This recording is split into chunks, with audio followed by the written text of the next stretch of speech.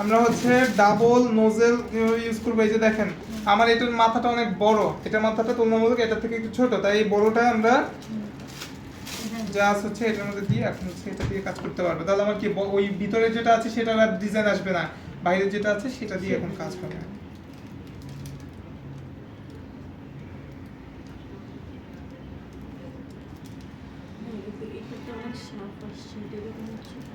এটা আবার আরেকটা যে আর হচ্ছে আপনার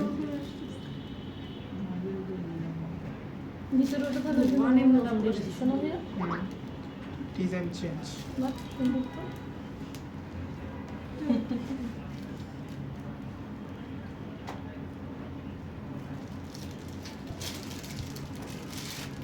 এখন আমি নিচে একটা বর্ডার দিব।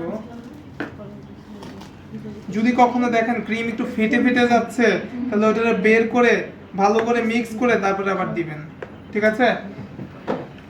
বেশি ইয়া হয়ে গেলে কি বলেছিলাম আমরা, বেশি শক্ত হয়ে গেলে একটু হুইপিং ক্রিম দিয়ে এটা পাতলা করে নিতে হবে, কারণ বেশি শক্ত ক্রিমে আপনার কি ফিনিশিং সুন্দর আসে না। দেখছেন এটাই বলেছি যে গানাশ মিক্সিং করলে আমাদের কি হবে, ক্রিম কিন্তু আগের তুলনায় শক্ত হবে। যাদের ক্রিম বেশি ইয়া হয়ে যায় তারা এই কাজ করতে পারে।